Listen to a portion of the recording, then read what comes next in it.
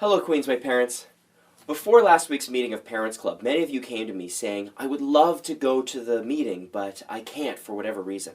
And that, of course, is too bad because bringing faith into the home is such an important topic for all of us. But we had also a great conversation around the table, and it's too bad that many people, for no fault of their own, had to miss it.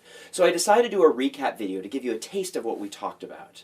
I would invite you to dig deeper into this if you want with some of the resources I'm going to discuss, but also come talk to me and I'd love to answer any questions. The content is also summarized in a handout, which you can click here for the link, or you can click the link in the description below. So we began the meeting talking about a reality we're facing in the churches. And that reality is that we are no longer living in an era where culture will help raise our children in faith. You know, our parents grew up in an era where basically everyone went to church. It was expected, it was the norm. And this ensured that everybody's children more than likely would continue in faith into adulthood. However, us, the parents of today, started seeing trends growing up where it was decreasingly becoming the norm to go to church. Today, that trend has progressed even further, where society is no longer indifferent to faith. In fact, it is increasingly seen as backward and old-fashioned. And we're finding that unless faith is modeled and taught as an integral part of one's life, it's becoming less and less likely that our children will continue in faith as an adult. We discussed some statistics from a 2011 study called Hemorrhaging Faith. And you can read the details in the handout in the description below, but the summary statement is this: 20%. 20% is how likely it is your children will continue in faith if they don't see you regularly reading the Bible, praying outside of table grace, and attending church. 20%. That's 1 in 5. That highlights an important fundamental about bringing faith into the home. And that fundamental is this: it starts with us. The number one way to bring faith into the home is to simply model it. Now, often we as parents don't think we have very much influence over our kids, especially our teenage kids, where either their friends or the media are probably influencing them way more than they ever listen to us. But study after study shows that parents are the number one influencer of children.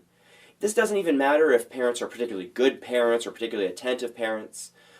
Parents, every single time, every single study, are always the number one influencer. So having parents model faith is going to be way more effective than any church program or pastor you can throw at your children. Of course, modeling doesn't simply mean we demonstrate the practices without having our heart in it. We know that our children are authenticity radars. It will do us no good to simply model these practices because we want our children to see them. Our faith expressions must be genuine. So this leads us to an important question. How is your relationship with Christ? Are you actively pursuing that relationship through small groups, attending worship, praying and reading the Bible on your own time? Now believe me, I don't come at this from some perfect position. I'm challenged by that question just as it challenges you. And it leads me to wonder, am I even the kind of Christian that I want my children to be? As I ask myself that question, I have to remind myself that I am on a journey like all of us, and we all need the grace, forgiveness, and guidance of Jesus. And I need to have Him support me and help me in my shortcomings, even shortcomings as a parent and as a model for faith. So please let these questions encourage you and not make you feel defeated. But beyond simply modeling faith, there are a ton of resources out there with many different ideas on how to bring faith into the home. And there are way more ideas that can be covered in any one Parents Club, particularly one recap video. But I'd like to highlight 7 of them for you right now. 7 general ideas to get you started on your own exploration and maybe even come up with ideas on your own. Number 1, build a home of warm relationships. This is more correlated with faith transmission than any other relational factor. And that warmth shouldn't simply be extended to your family relationships, it should be extended to the friends of your kids as well. Number 2, family time together needs to be protected.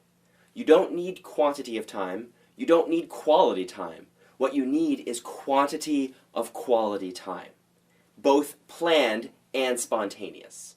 This is one area where we are often deterred by two major factors in our lives: busyness and technology. Number 3, enter their world. This is especially important for parents of teenagers who are finding that their teenagers no longer want to spend time with them. Try to take an interest in something that they are interested in, or try to hang out with them on their terms. Number 4, non-threatening, agenda-free faith connections. No child wants a lecture from their parents about faith. Instead, what can go a long way are simple non-threatening questions like, how can I pray for you? Number 5, an atmosphere where faith can be explored. Especially in a culture that is working against faith, it is imperative that we cultivate in our homes an attitude where doubt and tricky questions can be expressed.